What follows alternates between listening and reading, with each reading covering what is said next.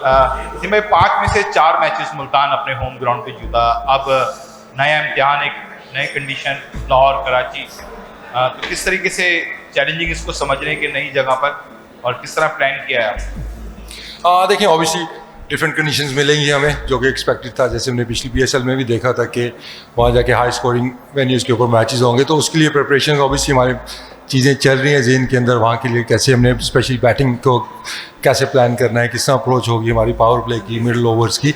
तो I think we pretty much there. और यहाँ पे भी अगर आप देखते हैं तो उतने लो स्कोरिंग मैचेस तो नहीं, 180 तक तो जा रहे हैं, तो 20-25 रन आप कह रहे हैं कि और हमने प्लान करने हैं। तो जिस तरह हमारी बैटिंग चल रही है फिलहाल, ज़बरदस्त तरीके से अगर आप देखते हैं कि ओपनर्स ने भी रन्स किए हैं, मिडिल ऑर्डर भी हमारे रन्स कर रहा है। और जो अच्छी चीज़ है कि फॉरनर्स ने भी हमें मैचेस जिताए हैं और लोकल जो हमारे प्लेयर्स हैं वो भी हमें मैचेस जिता रहे हैं। तो इसका होल कह सकते हैं आपकी पूरा एक जो बैटिंग यूनिट है हमारा, वो अच्छी बैटिंग इस टाइम कर रहा है। वसीम, रीज़ा ने आज फिर जो है ना बड़ी अच्छी बैटिंग की है, लेकिन आपको नहीं लग रहा कि आप लोग ओवर रिलाई कर रहे हैं रीज़ा पे, रिजवान पे? आपको मिडिल ऑर्डर उस तरह से टेस्ट नहीं हुआ अभी, आगे आपने अब अपने होम ग्राउंड से बाहर जाके मैचेस खेलने हैं, तो आपको लगता है बैलेंस है? आज मिलान नहीं खेला, लेकिन आपकी टीम वैसे तो बैलेंस लग रही है, लेकिन मिडिल ऑर्डर थोड़ा सा शेकी लग रहा है, क्या कहें? देखें, उसमें वो ज़ाहिर है वो बैटिंग करने जाएंगे तो खेलेंगे ना। अब ये तो नहीं बाहर हटा के मिडिल ऑर्डर भेज दें उनको तो। लेकिन उनके बगैर भी हमारी परफॉर्मेंस रही। अगर आप देखते हैं कि रिजा ने रन्स नहीं भी किए तो हम मैच जीते हुए हैं, मिलान ने रन्स नहीं किए तब भी हम जीते हैं, रिजवान ने भी रन नहीं किया फिर भी हम मैच जीते थे। तो सारे बॉक्सेस ऑलमोस्ट हम टिक कर रहे हैं। अगेन मैं थोड़ा सा इसमें कहूँगा कि ऑब्वियसली जो कंडीशंस थी वो कोई बहुत ज़्यादा आइडियल बैट्समैनों के लिए नहीं थी। तो यहाँ की कंडीशंस के हिसाब से तो we are satisfied. Next challenge हमारा होगा हाई स्कोरिंग वेन्यूज़ के ऊपर। अगर वहाँ पे पिचेस वैसे ही मिलती हैं तो ऑब्वियसली उसकी स्ट्रैटेजी आपको थोड़ा सा उसमें आपको चेंज नज़र आएगी। अच्छा, वसीम साहब ये बताइएगा कि आज ये सरफराज इंजर्ड हुए, उसका बेनिफिट किस हद तक मुल्तान को गया? नंबर 2, मुल्तान के रन 6 ओवर्स तक तकरीबन ये 10 ओवर्स पर ये चल रहे थे, उसके बाद ये 15 ओवर्स के दरमियान रन इतने ज़्यादा नहीं हुए, इसकी वजूहत? देखिए, अगर आप पिच को देखते हैं तो थोड़ा स्लोअर साइड पे था, थोड़ा स्पिनर्स का बॉल ग्रिप भी कर रहा था। और क्रेडिट देना पड़ेगा उनके बॉलर्स को भी, स्पिनर्स को, कि उन्होंने मिडल ओवर्स में अच्छी वहाँ पे बॉलिंग की है। लेकिन ये चीज़ हमारे माइंड में थी कि हमने पावर प्ले को बेहतर यूज़ करना है और ऑब्वियसली आखिर में जाके फिनिश हम स्ट्रॉन्ग करें।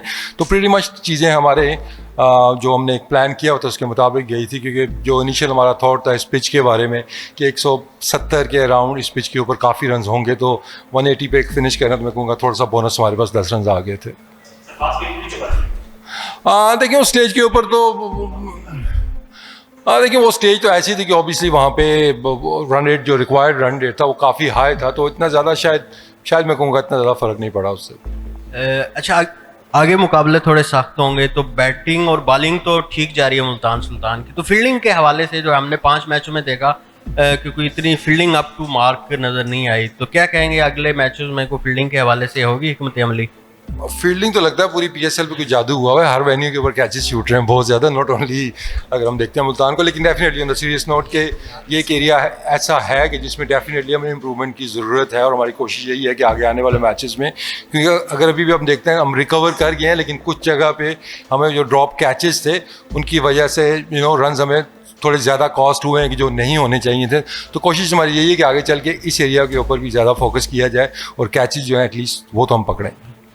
वसीम, हमने आज देखा आप टीम में 3 तब्दीलियाँ की गई, और लेकिन हम आज ये तवक्को कर रहे थे कि 3 तब्दीलियाँ हो रही हैं तो मुल्तान के खिलाड़ियों को एक चांस मिलेगा।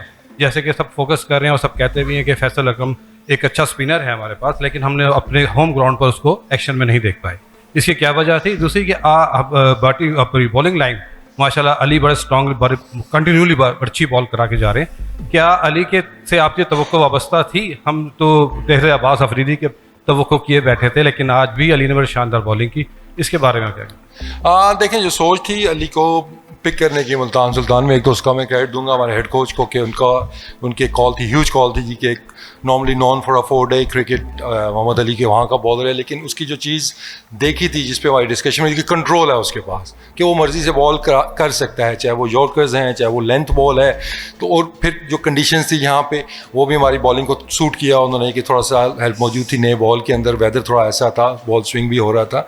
तो ओवरऑल देखते हैं तो आई थिंक के कंडीशंस को तो हमने बेस्ट यूटिलाइज़ किया है। और जो कंट्रोल अली ने शो किया है इन मैचेस के दौरान, कि नॉट ओनली कि वो हेल्पफुल कंडीशंस के अंदर उसने अच्छी बॉलिंग की है, बल्कि आज अगर ड्राई कंडीशंस में डे मैच था उसमें भी देखते हैं कितने परफेक्ट उसने यॉर्कर्स किए हैं, किस कंट्रोल के साथ बॉलिंग की है। तो उम्मीद है कि आगे आने वाले मैचेस, हाई स्कोरिंग मैचेस के अंदर भी बड़ा एक वाइटल रोल रहेगा यहाँ पे अली का बॉलिंग के अंदर। दूसरे चांसेस की जहाँ तक आपने बात की है तो ऑब्वियसली कुछ आज जो चेंजेस थी, एक दो उसमें प्लेयर्स को निकल आई थी जिसकी वजह से हमने उनको चेंज किया, आज का मैच वो नहीं खेल सके हैं। लेकिन एक दो मैचेस और गुजर जाएंगे तो फिर उसके बाद हम देखेंगे, क्योंकि देखें चांस देना बेस्ट वही होता है कि किसी भी यंग बच्चे के लिए स्पेशली कि उसको आइडियल सिनारियों में चांस दिया जहाँ कम उसके ऊपर प्रेशर हो। प्रेशर तो होता है लेकिन उसको कम रखने के लिए कि कौन सी टीम उसको सूट करेगी, कौन सा वेन्यू यूज़ करेगा।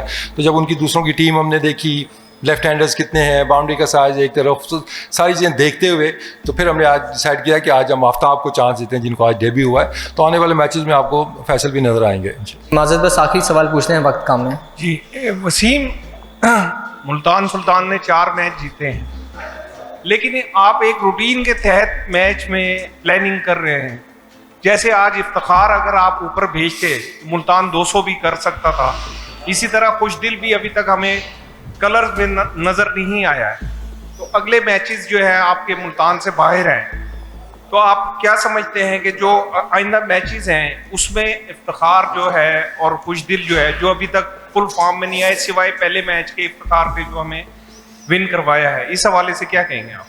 हाँ देखिए, इफ्तिखार ने अभी तक जितनी बैटिंग किया वो आपके सामने है। जब वो 8 बॉलें खेला है, जितनी भी उसकी बैटिंग आई है तो उसकी फॉर्म का तो कोई इशू नहीं है।